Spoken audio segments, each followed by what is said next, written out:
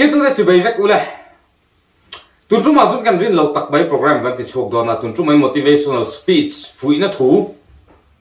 gần nó thì chuộc đó này hệ hôm nay hiếm Fuihna thú chỉ sang gần nó thì chuộc đó là khi tôi đang lâu khi sạc zero là mình lâu like sạc u là mình lâu share sạc tuần cần nghe chơi u này ama sabera tan suanin tuần trung mà cần thu bùi à chuan thu bùi sang nên hệ u này cần tal bùi đó là tuần trung mà cần thu bùi tan suanin Fuihna thú Hmelchhe motivational speech kan soi do nani ông je chu Hmelchhe te hena Fuihna thu tha tak tak tun hen kan ti chuak do nani ti chuan thu pui sang nein he hun hi kan manganga thu pui sang nein kan kal pui do na milo thir sak zel do nia kum sang ni som hi pakhat chiar pui a chuan mi zo ro mi pui za som nga zela hian mi pakhat chau mel thau manga chu te ni ông je chu mi za sum nga kanom khom hian za sum li pakwa te hi kan Hmelchhe ti nani chuti khop chun mi zo thalai zinga Hmelchhe ma hian in hun achang thuk em ani ma se Hmelchhe chu enge a pui vak na ti kha mai tu mai tan ki ro zen apo hian in khir tu te Hmelchhe tak tak in tamin karinga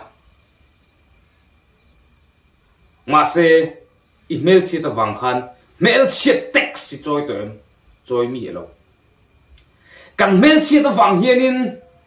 ko na phur top kanom toem mi elo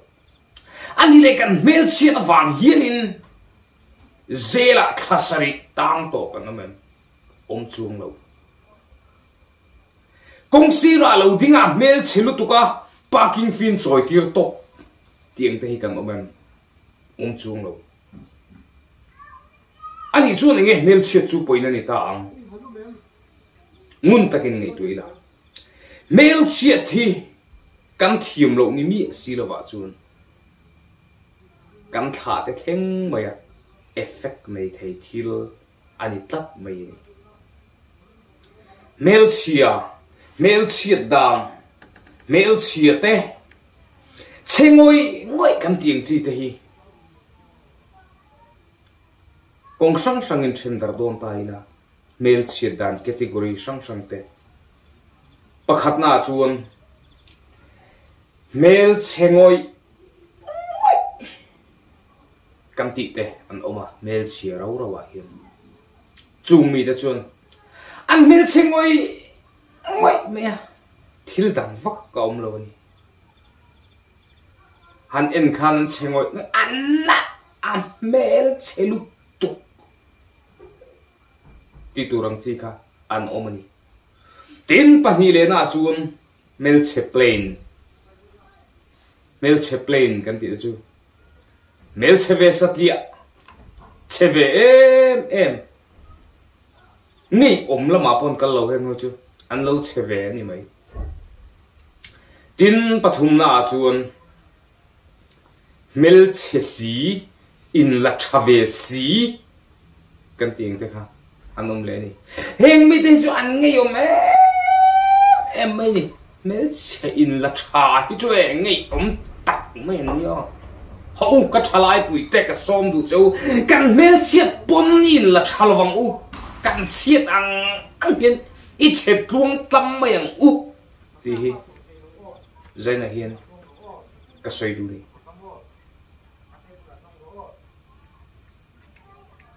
tin adot le a chun cheve si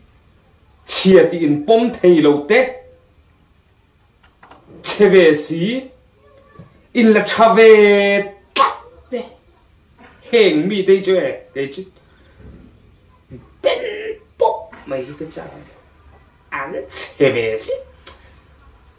an la chave si an chiat na hi an pom du si lo căng nghe gì này tiền hậu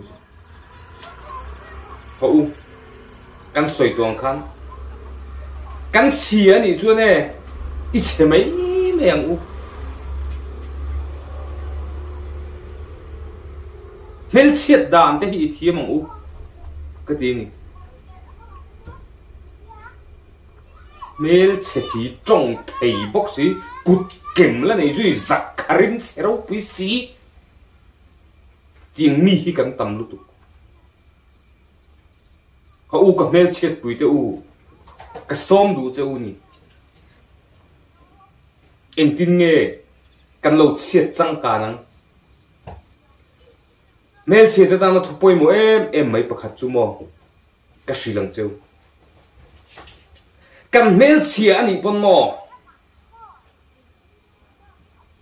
nun hi thì bây dong là vang u giải nào cũng thiếu tu để gì ngà hiền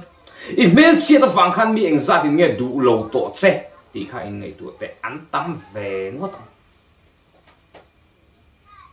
khang mi ta ka in đủ tiêu trả là tung lâu in đủ tiêu trả là chú lâu hậu cả Hmelchhe tuổi te u cần phu tộc te hi siêng u Hmelchhe te hi start về pet lo vila nãy kia cần chiết bụi chú cả ta nó khuôn u ruột cái chiết bụi chú là rồi khen mấy đó này chú mình hun khen tụi chân họ u tay mặt ta kia Hmelchhe trăng ăn u tí hi cả xôm đủ chú này Hmelchhe bốc mi rèl sạ bốc anh chi hi in lâu sạ mong u tin Hmelchhe ta nó bôi mồ bер mấy chú ở top na tan pakhat kan soi đủ chú idam tất tang u inung tất tang u Hmelchhe te u ti ka cha du che u ni o Hmelchhe te u ithi harang u idam rengang u ti thim lung le ti tak sa ting ka cha du che asan chu mo nang Hmelchhe ngun takin lo ngai tharo he thu hi Hmelchhe dam rei lo ai chon mo Hmelchhe dam rei hi an lu zo chu chu ni chú chết chú cần chơi tập bơi mò thì đều cầm đồ ôm anh pon họ u ít thôi lui trăng trăng u trả lại cái Hmelchhe tắc thì ít thôi lui trăng u thì cái trả đủ chứ anh Hmelchhe bốc thì ba bốc chú mò anh ngay ôm lụt tục chú vàng in Hmelchhe thì chọn đâm rây tal rồi chú biết soi đồ đi Hmelchhe thì mà ai chun Hmelchhe đâm rây anh bôi mồ zo em bỏ chú lâu ni xe la ni Hmelchhe anh cái rồi u mà sẽ nghe tí vấp khai chuồn đi này Hmelchhe bảy đây đó ni mà ai lo về Hmelchhe bảy thế đâu Hmelchhe na kha huay sen takin bom ngam ro ta chuan ita na khuan ruột Hmelchhe về thấu chu ron khenga nga ta chuan Hmelchhe ka dikhani in lo in kop chowanga Hmelchhe ko pul kha in din ta nga dikhan from Hmelchhe tak tin nei nga chung ko Hmelchhe takin ron din ve mai do la ni chumi hun theng tur chuan lo Hmelchhe trăng la lo dam trăng la Hmelchhe dam rai lo ni zel turin ka cha du cheu ani kalo me